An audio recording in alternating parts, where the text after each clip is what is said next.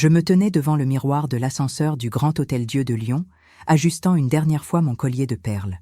C'était le 18 janvier, le gala annuel du cabinet Rousseau & Associés, l'un des plus prestigieux cabinets d'expertise comptable de France. Ma robe bordeaux épousait parfaitement mes formes, un choix délibéré pour cette soirée qui allait changer ma vie. Je m'appelle Sophie Dubois, j'ai 42 ans, et je suis mariée à Antoine depuis 15 ans. Nous nous sommes rencontrés à l'École normale supérieure de Lyon, deux étudiants brillants avec de grands rêves. Antoine est maintenant directeur associé du cabinet, moi je suis consultante en stratégie financière dans la même entreprise. Ce que peu de gens savent, c'est que j'ai hérité d'une fortune considérable de ma grand-mère, propriétaire de vignobles dans le Beaujolais. C'est cet argent qui a permis à Antoine de racheter ses parts dans le cabinet. La salle de réception était magnifique, avec ses lustres en cristal de baccarat et ses fenêtres donnant sur la Saône illuminée. J'ai pris une coupe de champagne Krug au passage, savourant les bulles fines. C'est alors que je l'ai vu. Antoine était près du bar, et il n'était pas seul. Camille Moreau, 28 ans, notre nouvelle auditrice junior, portait une robe rouge écarlate que j'avais vue sur le relevé de carte bancaire d'Antoine. 3 000 € chez Dior. Il lui caressait le bras avec une familiarité qui ne laissait aucun doute. Les conversations autour de moi se sont progressivement tues.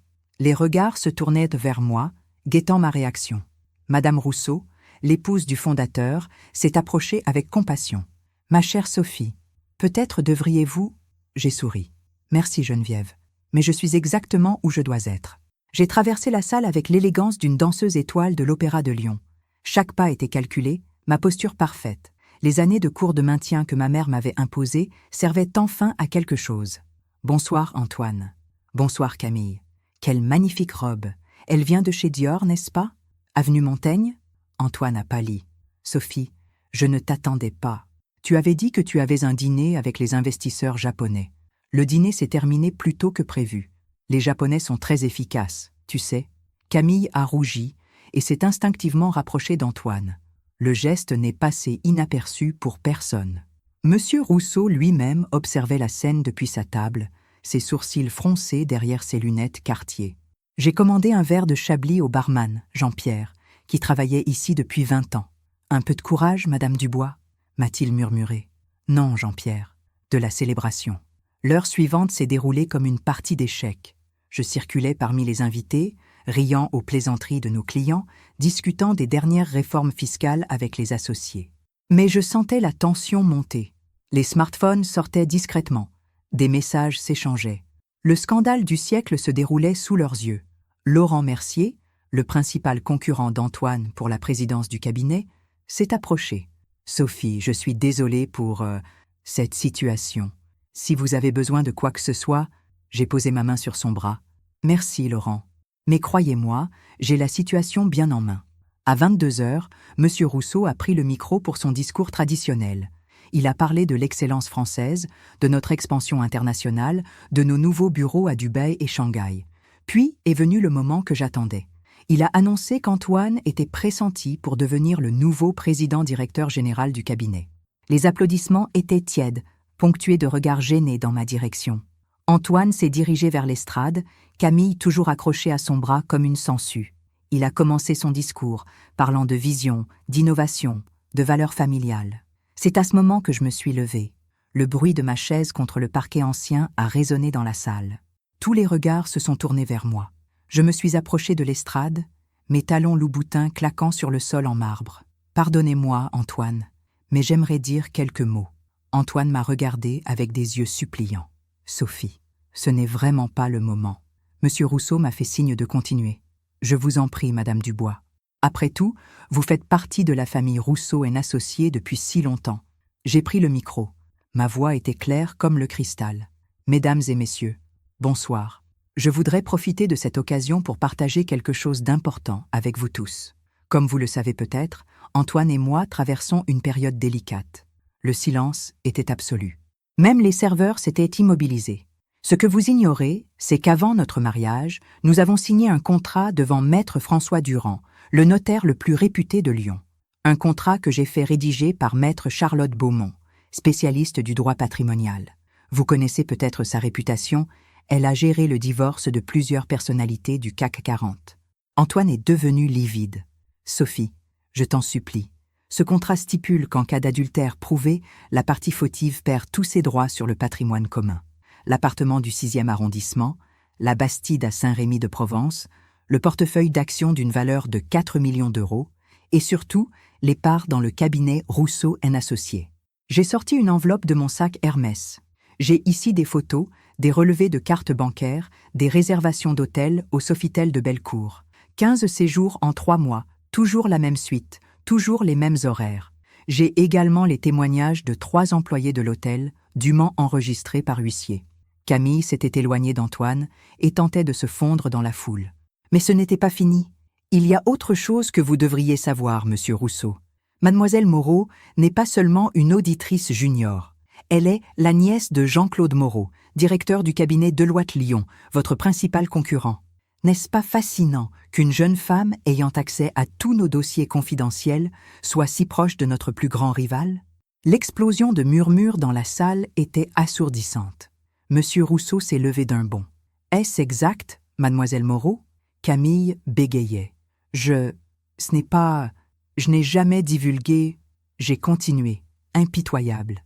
J'ai également découvert que 3 de nos clients ont mystérieusement décidé de passer chez Deloitte le mois dernier. Les mêmes clients dont Camille s'occupait. Quelle coïncidence troublante. Les portes de la salle se sont ouvertes. Maître Charlotte Beaumont est entrée, accompagnée de 2 clercs et d'un huissier de justice. Elle s'est dirigée droit vers Antoine et lui a remis une enveloppe. « Monsieur Dubois, vous êtes officiellement notifié de la procédure de divorce pour faute. Compte tenu des preuves accablantes, je vous conseille de prendre un excellent avocat, même si, honnêtement, vos chances sont minces. » Elle s'est ensuite tournée vers monsieur Rousseau. « Monsieur, madame Dubois m'a également chargé de vous informer qu'elle démissionne de son poste, effective immédiatement. Elle rejoindra le groupe Hermès en tant que directrice financière Europe. Ils sont ravis d'accueillir quelqu'un de son calibre et de son intégrité. » C'est alors qu'Antoine s'est effondré. Il s'est affalé sur une chaise, la tête entre les mains. « Sophie, comment as-tu pu... » C'était une erreur, je peux tout expliquer. Une erreur? J'ai ri, et mon rire a résonné dans la salle. Une erreur qui a duré 6 mois? Une erreur qui t'a coûté 200 000 € en cadeaux et voyages? Non, Antoine. L'erreur, c'était de penser que je resterais passive. J'ai reposé le micro et me suis dirigée vers la sortie. Dehors, sur les quais de Saône, quelqu'un m'attendait. Thomas Hermès, petit-fils du fondateur de la maison éponyme. Nous nous fréquentions discrètement depuis 8 mois, depuis que j'avais découvert la liaison d'Antoine. « C'était comment ?» m'a-t-il demandé en m'enveloppant dans son manteau en cachemire. « Théâtral », ai-je répondu. « Très français, en somme. » Les semaines suivantes ont été un tourbillon médiatique. L'histoire a fait le tour de tous les cercles d'affaires lyonnais et parisiens. Antoine a non seulement perdu son poste chez Rousseau & Associés, mais il a été radié de l'ordre des experts comptables pour manquement grave à la déontologie. Camille a été poursuivie pour espionnage industriel et violation du secret professionnel. Le divorce a été expédié en 3 mois. Avec le contrat de mariage et les preuves d'adultère, le juge n'a pas hésité. J'ai obtenu l'appartement de Lyon, la Bastide provençale, et surtout les parts d'Antoine dans le cabinet, que j'ai immédiatement revendues à Laurent Mercier pour une somme rondelette. Mais la vraie surprise est venue 6 mois plus tard. J'étais dans mon nouveau bureau chez Hermès, place Vendôme à Paris, quand mon assistante m'a annoncé une visiteuse. C'était Camille. Elle avait changé. L'arrogance juvénile avait disparu, remplacée par une humilité sincère. Ses cheveux étaient tirés en un chignon simple, son tailleur modeste, mais élégant. « Madame Dubois, Sophie, puis-je vous parler ?» Je l'ai invitée à s'asseoir. « Que puis-je faire pour vous, Camille ?» Je voulais m'excuser. Sincèrement. Et vous remercier. Me remercier? J'ai haussé un sourcil. Vous m'avez ouvert les yeux. J'étais stupide, manipulée. Antoine m'avait promis monts et merveilles, mais il ne voulait que les informations que je pouvais lui fournir. Mon oncle, il m'a renié quand tout a éclaté. Il dit que j'ai déshonoré la famille. J'ai observé cette jeune femme brisée. Elle me rappelait moi-même, 15 ans plus tôt, quand j'avais cru qu'épouser Antoine était le summum du bonheur. Qu'allez-vous faire maintenant? Je ne sais pas. Ma carrière en France est finie. Je pense partir au Canada, recommencer à zéro. J'ai réfléchi un moment, puis j'ai décroché mon téléphone. Marie, pouvez-vous me passer Jean-Philippe Arnaud de notre filiale de Montréal? Dites-lui que j'ai une candidate pour le programme de formation en conformité. Oui, je sais que c'est inhabituel. Dites-lui que c'est un service personnel. Camille me regardait, incrédule. Pourquoi faites-vous ça? Parce que nous avons toutes les deux été victimes du même homme, et parce que tout le monde mérite une seconde chance. Mais Camille, c'est votre unique opportunité. Ne la gâchez pas. Elle avait les larmes aux yeux. Je ne vous décevrai pas, je vous le promets. 1 an plus tard, j'ai reçu une carte postale de Montréal. Camille excellait dans son nouveau poste et venait d'être promue. Elle était fiancée à un professeur de littérature québécois et semblait avoir trouvé la paix. Antoine, quant à lui, a disparu de la circulation. Aux dernières nouvelles, il travaillait comme comptable dans une petite entreprise de Clermont-Ferrand. Sa réputation détruite, sa carrière en miettes. Et moi, j'ai fleuri comme jamais. Chez Hermès, j'ai triplé mon salaire et j'ai trouvé ma vraie vocation. Thomas et moi nous sommes mariés dans notre Bastide provençale, entourés de lavande et de nos proches. Cette fois, pas de contrat compliqué. Nous n'en avions pas besoin. Parfois, quand je passe devant le Grand Hôtel-Dieu, je repense à cette soirée de janvier. Le moment où j'ai pris ce micro et repris le contrôle de ma vie. Ce n'était pas de la vengeance, c'était de la justice. C'était le moment où j'ai cessé d'être une victime pour devenir l'héroïne de ma propre histoire. 2 ans après, j'ai reçu une lettre qui m'a bouleversée. Elle venait de Marguerite, la mère d'Antoine. Cette femme élégante et cultivée m'avait toujours traitée avec affection et respect. « Ma chère Sophie », écrivait-elle de sa belle écriture à l'encre bleue. « Je sais que je n'ai aucun droit de vous contacter après ce que mon fils vous a fait subir. Mais je tenais à vous dire que j'ai toujours su quelle femme remarquable vous étiez. Antoine a été un imbécile de vous perdre. Je le lui ai dit, mais il était trop orgueilleux pour m'écouter. J'ai quelque chose pour vous, quelque chose qui vous revient de droit. » Dans l'enveloppe, il y avait une clé et l'adresse d'un coffre à la Société Générale. À l'intérieur, j'ai trouvé les bijoux de famille des Dubois, des pièces magnifiques datant du XVIIIe siècle, et une lettre du père d'Antoine, écrite peu avant sa mort. « À la femme de mon fils, disait la lettre. Si vous lisez ceci, c'est qu'Antoine a commis l'erreur contre laquelle je l'avais mis en garde. Il a laissé son orgueil détruire ce qu'il avait de plus précieux. Ces bijoux appartenaient à mon arrière-grand-mère, une femme forte qui a survécu à la Révolution. Il mérite d'être porté par quelqu'un qui honore son courage. Prenez soin de vous, Sophie, et ne laissez pas la trahison de mon fils ternir votre bonté. » J'ai pleuré en lisant ces mots. Des larmes de gratitude et de closure, comme disent les Américains. Même dans sa propre famille, il y avait eu des gens qui avaient vu ma valeur. Aujourd'hui, 5 ans après ce gala mémorable, je suis assise dans mon bureau, avec vue sur la place Vendôme. Ma fille, Éléonore, 3 ans, joue dans l'espace que nous avons aménagé spécialement pour elle. Thomas vient déjeuner avec moi tous les mardis et jeudis, une tradition que nous avons instaurée. J'ai créé une association, les Femmes Phénix, qui offre un soutien juridique et psychologique aux femmes victimes de manipulation dans leur couple. Nous avons déjà aidé plus de 300 femmes à reprendre leur vie en main. La semaine dernière, j'ai été invitée à donner une conférence à l'École normale supérieure de Lyon, mon alma mater. Le thème ? Le leadership féminin et l'importance de l'intégrité en affaires. L'amphithéâtre était plein à craquer. Quand je suis montée sur l'estrade, j'ai vu dans le public des dizaines de jeunes femmes aux yeux brillants d'ambition et d'espoir. Mais j'ai aussi vu des femmes plus âgées, certaines avec ce regard que je connaissais trop bien. Le regard de celles qui ont été trahies, humiliées, mais qui cherchent encore la force de se relever. Mesdames et messieurs, ai-je commencé, il y a 5 ans, j'ai vécu la pire et la meilleure soirée de ma vie. Pire, parce que j'ai dû affronter publiquement la trahison de mon mari. Meilleure, parce que c'est le soir où j'ai décidé de ne plus jamais laisser quelqu'un définir ma valeur à ma place. J'ai parlé pendant 1 heure, de courage, de résilience, mais aussi de pardon. Pas le pardon qui excuse tout, mais celui qui libère. J'ai raconté l'histoire de Camille, qui avait su se reconstruire.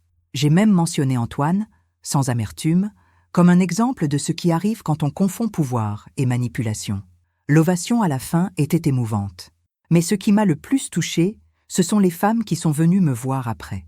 L'une d'elles, professeure de philosophie, m'a confié qu'elle venait de quitter son mari violent grâce à mon histoire. Une autre, étudiante en droit, m'a dit qu'elle avait décidé de se spécialiser en droit patrimonial pour aider d'autres femmes. Ce soir-là, en rentrant chez moi, j'ai contemplé Paris illuminé depuis ma voiture. Cette ville qui avait été le théâtre de ma renaissance. J'ai pensé à tout le chemin parcouru, aux obstacles surmontés, aux victoires remportées. Thomas m'attendait avec Éléonore endormie dans ses bras. « Comment c'était » a-t-il murmuré. « Inspirant » ai-je répondu. J'ai l'impression d'avoir bouclé la boucle. Tu as changé des vies ce soir, a-t-il dit en m'embrassant. Comme tu as changé la mienne. En couchant Éléonore, je lui ai murmuré « Tu seras forte, ma chérie. Tu seras indépendante. Et tu ne laisseras jamais personne te dire que tu vaux moins que ce que tu es vraiment. » L'histoire de ma revanche au gala de janvier est devenue une légende dans les milieux d'affaires français. On la raconte dans les écoles de commerce, on la cite dans les séminaires sur le leadership. Mais pour moi, ce n'est pas l'histoire d'une vengeance, c'est l'histoire d'une renaissance. Récemment, j'ai donné une interview au magazine Elle. La journaliste m'a demandé si je regrettais quelque chose. J'ai réfléchi longuement avant de répondre. Je ne regrette rien, ai-je dit. Pas même les années perdues avec Antoine.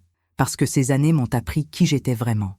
Elles m'ont préparée à devenir la femme que je suis aujourd'hui. Une femme qui sait ce qu'elle vaut et qui n'a plus peur de le montrer au monde. La journaliste m'a alors demandé quels conseils je donnerais aux femmes qui vivent une situation similaire. Ma réponse a été simple. N'attendez pas qu'on vous rende justice.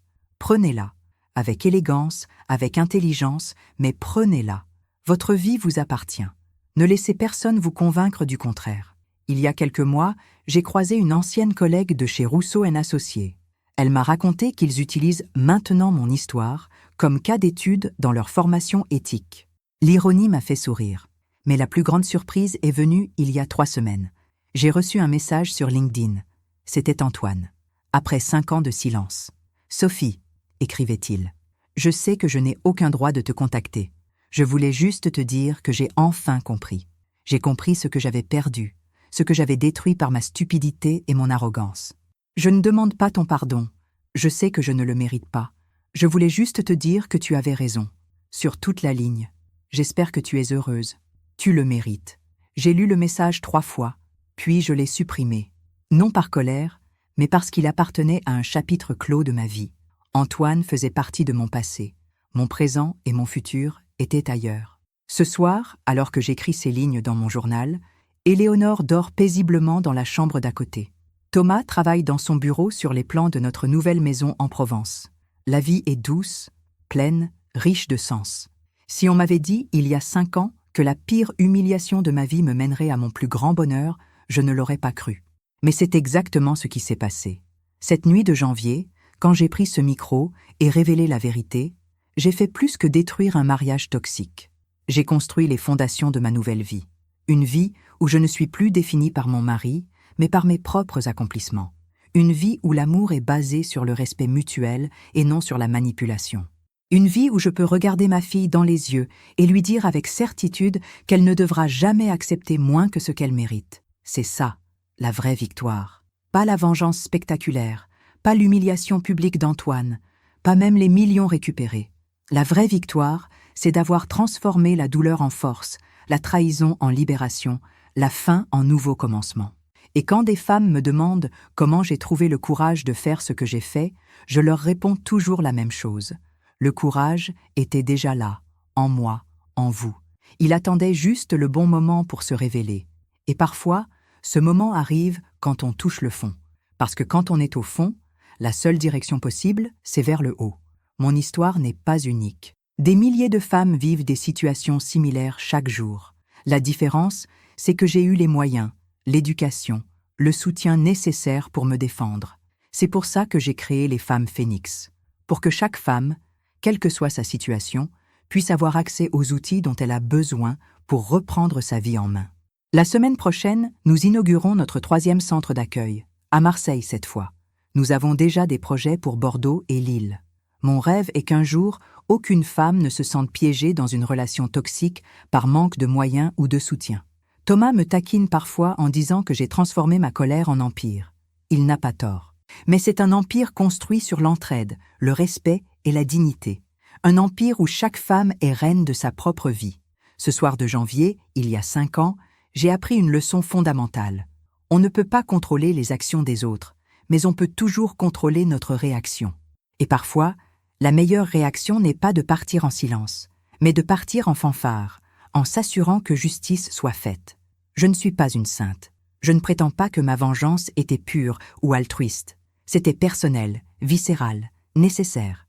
Mais ce qui a commencé comme une vengeance s'est transformé en quelque chose de plus grand. Une mission, un but, une raison d'être. Aujourd'hui, Quand je me regarde dans le miroir, je vois une femme accomplie, épanouie, aimée et respectée. Je vois une mère qui peut servir d'exemple à sa fille. Je vois une épouse qui est l'égale de son mari. Je vois une chef d'entreprise qui utilise son pouvoir pour aider les autres. Et tout ça grâce à un homme qui a cru pouvoir me piétiner sans conséquence. L'ironie est délicieuse. Antoine voulait tout avoir, sa carrière, sa maîtresse, sa femme soumise. Il a tout perdu. Moi, je voulais juste être respectée. J'ai gagné tellement plus. Si je devais résumer ces 5 années en une phrase, ce serait celle-ci. La meilleure vengeance, c'est une vie bien vécue. Et ma vie, aujourd'hui, est extraordinaire.